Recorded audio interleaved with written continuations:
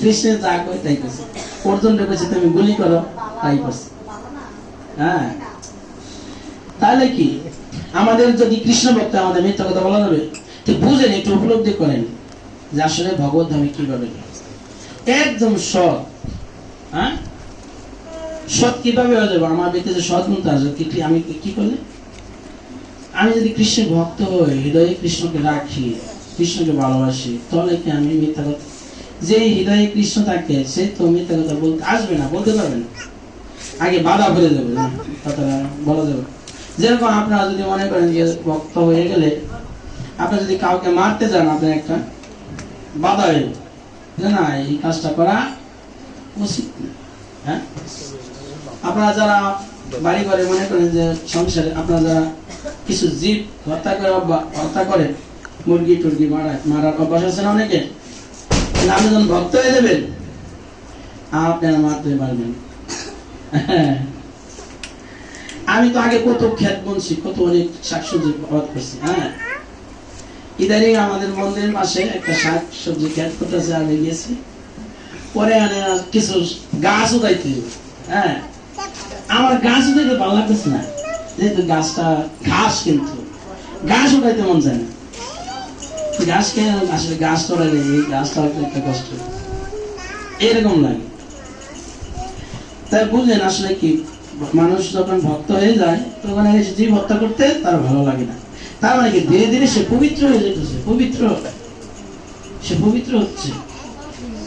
এরকম যদি আমরা একদম পবিত্র হয়ে যায় তাহলে কি পবিত্র হৃদয়ে ভগবান শ্রীকৃষ্ণ প্রকাশ পায়, দেখা যায় কৃষ্ণকে।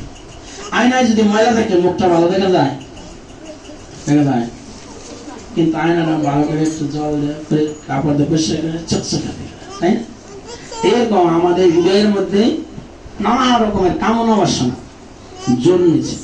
হ্যাঁ, নানা রকম কামনা বাসনা, এটা চাই সেটা চাই, এটা চাই সেটা চাই, নানান কিছু চাই। আসলে কি আমাদের হৃদয়ে কি চাওয়া উচিত? হ্যাঁ, দিন দিবানিশি, হ্যাঁ, গোবিন্দকে হৃদয়ে চাওয়া উচিত। যার হৃদয়ে দিবানিশি কৃষ্ণকে চায় তার হৃদয়টা একদম পরিষ্কার হয়ে। কেন আমাদের হৃদয়টা আমাদের না, তো আমাদের হৃদয়টা কৃষ্ণের। আমরা সেই কৃষ্ণকে দেই নাই বলে আমাদের এই জগতে জন্ম হয়েছে। এখন এই জন্মে আমরা কি 84 লক্ষ জনই আমরা দুঃখ কষ্ট পাচ্ছি। এখন কষ্ট পাইতে পাইতে পাইতে পাইতে পাইতে এখন আমাদের মানুষের জন্ম হয়েছে। আমি ভগবানের কাছে প্রার্থনা করছি, হে কৃষ্ণ আমাদের মানুষের জন্য প্রার্থ দেব, তখন আমি তোমার বোঝানো এই আমাদের এখন মনুষ্য জীবন লাভ হয়েছে। এখন আমাদের এই মানুষের আর কোনো কাজ নেই, মানুষের কাজ একটাই, শুধুমাত্র কৃষ্ণকে ভজন করে হৃদয়টাকে পরিষ্কার করা। এই যে আমরা সংসারে নানান কিছু কাজে ব্যস্ত রয়েছে, আমাদের জীবনটা নষ্ট করতেছে। ছেলে হোক মেয়ে হোক কোনো কথা নাই, এই মানব জীবনটা হলো হৃদয়টাকে পবিত্র করার জন্য, হৃদয়ে কৃষ্ণ রাখার জন্য। হ্যাঁ, তাহলে কৃষ্ণ আমাকে কৃষ্ণের চরণে আত্মনিবেদন করার জন্য এই মনুষ্য জীবন। মানবের আর কোনো কাজ নেই। মানবের কাজ একটাই, কৃষ্ণ ভাবনামৃত লাভ। হ্যাঁ, সেটা একমাত্র কাজ করলে আপনি সেটা করলে কি হবে? আপনার পরম সুখী। আত্মনিবেদন তোয়া পদে করি, হইন পরম সুখী প্রভু, হইন পরম সুখী।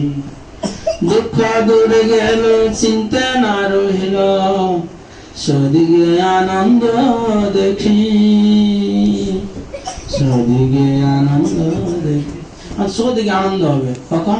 আত্মনিবেদন তোয়া পদে, আমাদের গোবিন্দের চরণে, গুরুদেবের চরণে, বৈষ্ণবের চরণে আত্মনিবেদন করবো। তখন কি আমাকে হৃদয়টা নির্মল হয়ে যাবে।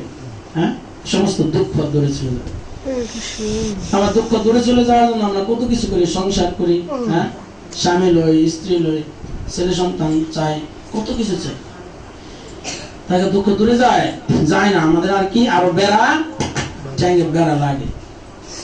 হ্যাঁ, বেড়া আরো ঠেঙ্গে লাগে, ভজনের পথে বাধা হয়। আমার তো এই জন্য আমাদের মায়া মোহ সারি বুদ্ধিমান। আমরা গাইছিলাম, শ্মশানের শরীরে মোয়া পড়িয়া রইব, শ্মশানের শরীরে পড়ে থাকবো, হ্যাঁ, বিহাঙ্গ পতঙ্গ তাই বিহার করে, শিয়াল করতে খাইব, সেই রকম আমাদের দেহ। হ্যাঁ, সেটা অত মায়া মোহ ছাড়ে বুদ্ধিমান। বুদ্ধিমান ব্যক্তি তুমি মায়া মোহটা ছেড়ে দাও, সে নিত্য তত্ত্ব কৃষ্ণ ভক্তি করো, অনুসন্ধান কৃষ্ণ ভক্তি অনুসন্ধান করো, কৃষ্ণ চিন্তা করো। কেন এইটাই তোমার উচিত। মানব দেহটা থাকবো না তোরে বাবা, অল্প কয়েকদিন থাকবে, অল্প কয়েকদিন এই কাজটা সমাধান করতে হবে। কি কাজ? না পূর্ণ কৃষ্ণ ভাবনা অমৃত লাভ, খুব আমাদের জীবনের কাজ। এখন আপনারা চিন্তা করেন, এই যে যাবেন বাড়িতে, যা চিন্তা করেন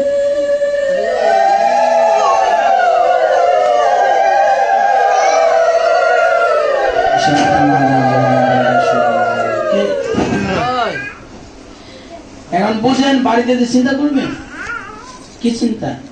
যে আমার জীবনে কত কাজ বাকি, আমি তো সদা সর্বক্ষণ গোবিন্দকে চিন্তা করতে হবে। সেই যোগ্যতা লাভ করলে আমি গোবিন্দের কাছে যেতে পারবো। কারণ অল্প সময় যেরকম আলোটা নেবে গেল, অন্ধকারটাও ঢুকতে দেরি করে কোনো? আলোটা নেবার আলোটা নিবলো, অন্ধকার আসতে দেরি করে কোনো? আলো নেমে গেছে, অন্ধকারও লগে লগে গেছে। ঠিক সেই রকম। হ্যাঁ, যখনই কৃষ্ণকে ভুলে যায় আর তখনই মায়া পিশাচী তখনই ঝাপটে ধরে। কৃষ্ণকে বলার সাথে সাথে কে ধরে? মায়া ধরে। এখন আমরা দিনে কত সময় কৃষ্ণকে বলে থাকি, চিন্তা করে দেখেন। দিনের কত সময় আমরা কৃষ্ণকে বলে থাকি, তাহলে এই সময় কি মায়াকে বসে থাকে? এই সময় মায়া ধরে। মায়া ধরলে কি হয়? পিশাচী পাইলে যেমন মতি ছন্ন হয়। যখন ভূতে ধরে মানুষ, তখন কি ভালো কয় না মন্দ কয় এটা কিছু বুঝে? কোনো ভালো কয়, কখনো মন্দ কয়। এরকম পিশাচী পাইলে যেমন মতি ছন্ন হয়, মতি ছন্ন ধরে। এরকম আমরা যখন কৃষ্ণকে বলে থাকি, তখন মায়া আমাদের চালায়। আমরা কখনো ভালো কই, কখনো মন্দ করি। কিন্তু আমি মনে করি কি আমি খালি ভালোই করি, কিন্তু আমি যে খারাপ করি এটা আমি বুঝতে পারি না। কেন বুঝতে পারি না? বুঝি পিশাচী পাইছে, মতি ছন্ন হয়েছে। আর আলো নিবে গেছে, অন্ধকার আয় বসে। অন্ধকার ঘরে কোন সাপ থাকবো কেড়াই না জানি। হ্যাঁ, ঘরে যদি অন্ধকার যায় তখন কি সাপ মনে সারা ঘরে। এইরকম যখন আমাদের মতিচ্ছন্ন অর্থাৎ কৃষ্ণকে আমরা ভুলে যাই, তখনই আমাদের এই মায়া পিশাচী মতিচ্ছন্ন ধরে। তাহলে আমাদের কোন কখন যে মতিচ্ছন্ন হলে কি জৈব আমরা কিছু জানি না। অর্থাৎ যে গোড়া লাগামহীন, গোড়া অন্ধ গোড়ার পিঠে যদি আপনি সরেন, এটা কইলে যে আমরা কিছু বুঝি। মনে করেন একটা গোড়া আছে, অন্ধ গোড়া, আমি পিঠে চললাম আর চালাইলাম, এটা কই যাইব? গাথায় ফেলাই দিব না নিয়ে? এইরকম ঘটনা। আমরা কি কৃষ্ণকে বলে গেলে এইরকম কি যে হইব আমাদের কপালে, আমরা কিছু হইব। কিন্তু যদি আমরা কৃষ্ণকে না বলে যাই, কৃষ্ণকে যদি হৃদয়ে রাখি, হ্যাঁ, যেটা আমাদের কাজ একটা, কেননা এটা করলে তো আনন্দের রাস্তা। কৃষ্ণকে হৃদয়ে রাখলে কি হয়? এটা হলো আনন্দের রাস্তা। হ্যাঁ, দুঃখ দূরে গেল, অর্থাৎ কি আলো জ্বললো, অন্ধকার দূরে গেল। কৃষ্ণকে হৃদয়ে, আর কৃষ্ণকে সূর্যের সময়। কৃষ্ণ কিসের মতো? সূর্যের সময়। আমাদের হৃদয়ে যদি কৃষ্ণকে রাখি, তাহলে কি সূর্য থাকে না? সূর্য যদি থাকে কি, তাহলে কি দূরে যায়? অন্ধকার দূরে যায়। এরকম কৃষ্ণকে হৃদয়ে রাখলে অন্ধকার মানে কি? দুঃখ কষ্ট, চিন্তা না রইল। আত্মনিবেদন করলে কি কৃষ্ণ আত্মার হৃদয়ের মধ্যে প্রকাশ হয়। তখন কি আত্মনিবেদন তো পদে করে হয় না পরমসুখী। পরমসুখী মানে কি? দুঃখ দূরে গেল, সমস্ত দুঃখ দূরে গেল, চিন্তা না রয়, কোনো চিন্তা নেই। যেরকম রাস্তাতে যাইতেছে, তার স্বামী যদি লগে লগে যায়, তার কোনো টেনশন আছে? কেন? স্বামী বাচ্চা থাকতে তার স্ত্রীর কোনো সমস্যা হইতে দিব। এই কোনো স্বামী বাচ্চা থাকতে যদি স্ত্রীর কষ্ট হয়, সে কি স্বামী? হ্যাঁ, এই জন্য জগৎ স্বামীকে কৃষ্ণ থাকতে তার ভক্তের কোনো কিছু সমস্যা নেই। কোনো সমস্যা আছে ইতিহাসে দেখেন, কোন তার ভক্তের কোনো ক্ষতি হয়েছে? তার কোনো ভক্ত থাকতে, উনি বাচ্চা থাকতে কোনো সমস্যা হয়েছে? তার ভক্তের কোনো ক্ষতি হইতে দিত। যত বড় অসুর থাকে, অসুর মারছে না ভগবান? কারে মারছে? হ্যাঁ, কংসরে মারছে, জরাসন্ধ মারছে, কত বড় বড় শক্তিশালী অসুর। হ্যাঁ, আর অর্জুনরা যখন যুদ্ধ করছে, অর্জুনদের পক্ষে অল্প কয়েকজন লোক আছে, আর সারে মানুষ অর্জুনের বিপক্ষে আছে। হ্যাঁ, ভগবান আর ভগবানের পক্ষে 10 লক্ষ নারায়ণের সেনা দিয়ে দিচ্ছে দুর্যোধন। হ্যাঁ, এত সমস্ত সেনা, আর খালি অর্জুনদের পক্ষে কি আসছিল? ভগবান কৃষ্ণ স্বয়ং। জিতলো কে? যে পক্ষে কৃষ্ণ আছে সেই পক্ষে মা লক্ষ্মী আছে, সবাই। এরকম আমাদের জীবনেও যদি আমরা জিততে চাই, আমাদের জীবনে যদি আমরা বিজয় করতে চাই, তাহলে আমাদের কাকে হৃদয়ে রাখতে হবে? ভগবান শ্রীকৃষ্ণ।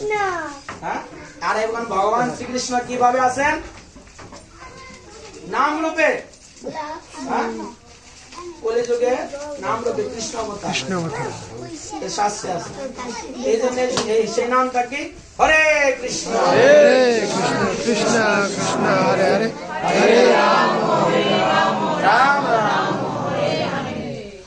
এখন আমাদের মধ্যে যারা বুদ্ধিমান, সে বুদ্ধিমান বেশি বিচার করা আছে। কৃষ্ণ যদি নামে হরে কৃষ্ণ নামে যদি কৃষ্ণ হয়, তাহলে আমি সবসময় জপ করবো কৃষ্ণের নাম, কৃষ্ণকে আমার হৃদয়ে রাখবো। তাহলে কি আপনার কোনো ভয় নেই, মরণে ভয় নাই, বাইরে থাকতে হবে। কৃষ্ণ হৃদয়ে আছে, আমি কৃষ্ণের নাম করতেছি, আমার ভয় কি? কতক্ষণ করতেছি? সর্বক্ষণ করবো।